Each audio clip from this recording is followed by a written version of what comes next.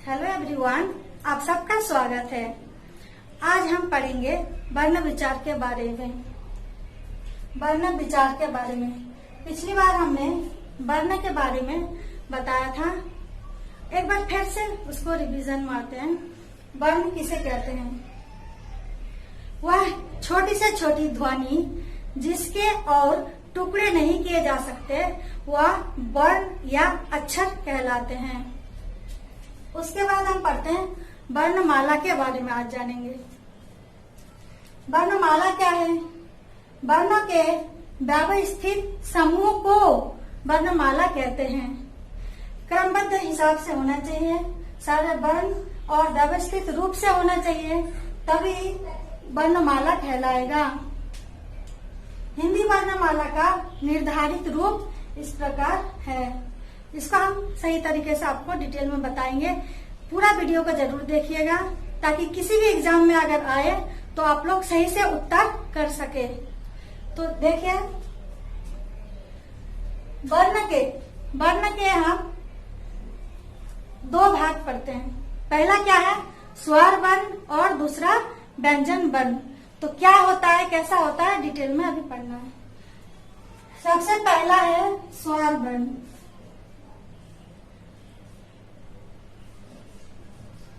स्वर पहला है स्वर वर्ण और दूसरा है व्यंजन।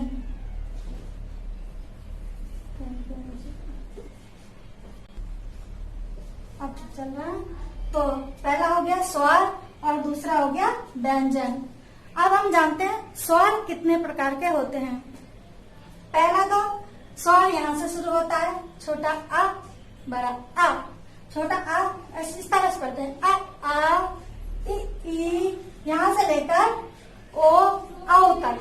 बड़ा औ जो पढ़ते हैं यहाँ तक हमारा होता है 11 अक्षर होता है। यही स्वर कहलाता है, यहाँ से लेकर यहाँ तक। इसके ग्रुप में दो और अक्षर आते हैं। ये वाला अनुस्वार, जो इस तरह से हम अंग से अंगूर पढ़ाते हैं बच्चों को, अनुस्वार कहलाते हैं। और दूसरा बड़ा अंग खाली पढ़ते हैं, तो ये हो गया विसर्गा या विसर्गा कहलाते। ये दोनों, इन दोनों का एक अलग सा ही नाम दिया गया है, जो है आयोग बा। क्या नाम है? आयोग बा। तो हमने जाना स्वरों के बारे में। स्वर 11 होते हैं और व्यंजन कितने होते हैं? व्यंजन होते हैं मुख्य रूप से तो ये 33 है। इसके अलावा ये डा से डमरू जो बोलते हैं, और ढा से ढक्कन और डा से डम, इन दोनों का अलग अलग जगह प्रयोग होता है। जैसे गाड़ी वगैरह लिखते हैं तो ये वाला डा लगाना पड़ता है, और ढा से ढक्कन में, या पढ़ना में इस तरह से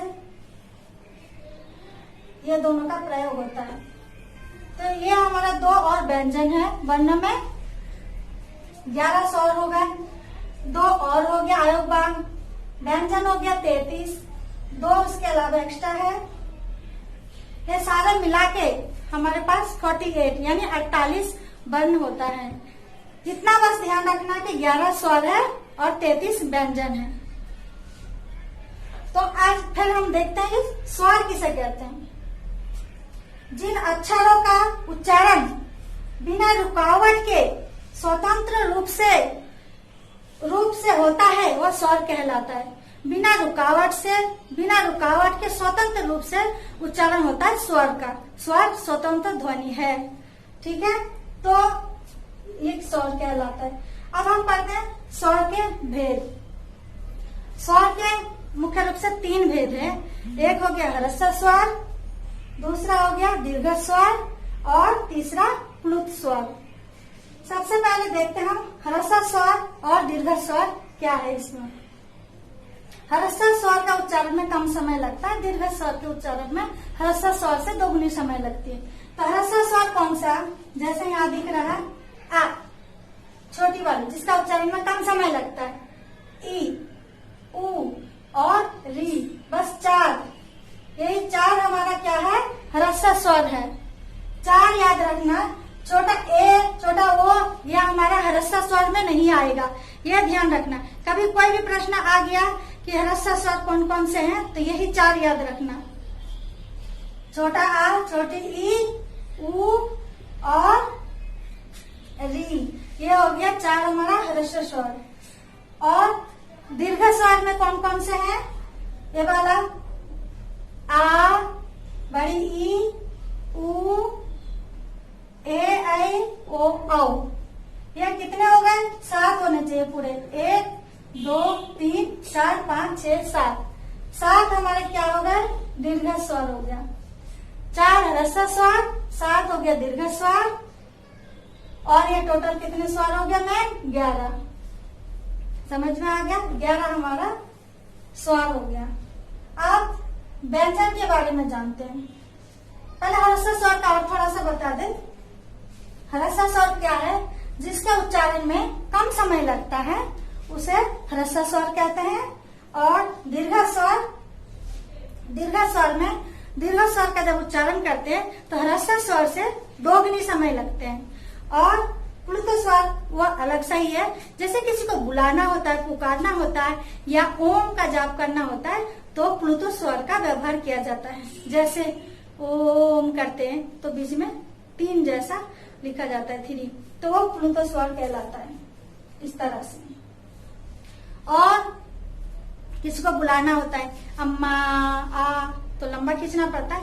हाँ, तो प्लुत स्वर के उच्चारण में ह्रस्व स्वर से 3 गुना ज्यादा समय लगता है, तब यह प्लुत स्वर कहलाता है।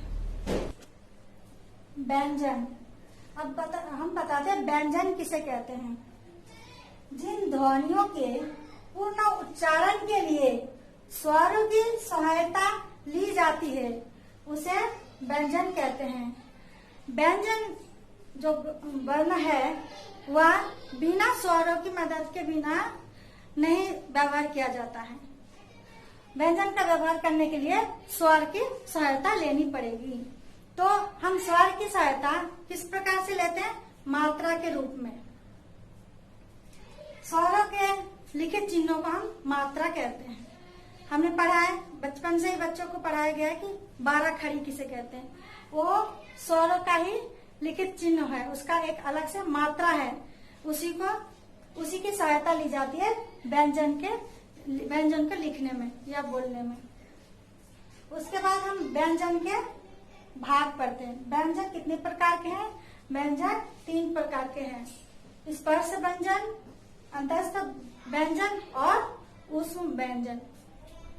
तो सबसे पहले देखते हैं स्पर्श व्यंजन। स्पर्श व्यंजन के बारे में पढ़ते हैं। इसका कई वर्ग दे रखा है, 5 वर्ग में इसको रखा गया है। स्पर्श 6 7, इसका 7 है। स्पर्श व्यंजन हमारा 1 2 3 4 5 है। तो ये वाला का से लेकर के आ तक क्या है? का वर्ग। स्पर्श व्यंजन को का वर्ग नाम दिया गया है। का, खा, गा, घा, आरा। उसके बाद चा वर्ग, ये वाला है टा वर्ग, ता वर्ग और पा वर्ग। पा तक, यहाँ तक हमारा क्या है? स्पर्श व्यंजन है। इसके उच्चारण में जब उच्चारण करते हैं तो वायु निकलता है, तो कहीं ना कहीं स्पर्श होते हुए आता है। जैसे का वर्ग कंठों में स्पर्श होता है। उसके बाद चा वर्ग है, तालु में स्पर्श होता है। कंठ, तालु, मूर्धा, दंत, औष्ठ, ये नाम दिया गया इनका। कंठ, तालु, मूर्धा, दंत, औष्ठ। उसके बाद यह हो गया स्पर्श व्यंजन और अंतस्थ व्यंजन। या, रा, ला, बा, यहाँ तक ये क्या है? अंतस्थ व्यंजन। लास्ट में जो बचा है 4, तलवश सा बोलते इसको, इसे मूर्धन्य सा बोलेंगे। और ये वाला दंत स और हा, ये वाला क्या है? ऊष्म व्यंजन कहलाता है। ऊष्म व्यंजन कहलाता है ये वाला। इसका उच्चारण में घर्षण पैदा होता है, गर्मी पैदा होती है और रगड़ते हुए बाहर आता है इसका उच्चारण जब करते हैं, इसलिए इसका नाम दिया गया है ऊष्म व्यंजन। तो हमने वर्णों के बारे में आज पढ़ा है। और भी अच्छी तरह से व्याकरण पढ़ने के लिए, किसी भी एग्जाम का सही उत्तर देने के लिए आप हमारे चैनल को जरूर देखिएगा। प्लीज सब्सक्राइब कीजिए, शेयर और लाइक भी जरूर कीजिए। थैंक यू, धन्यवाद।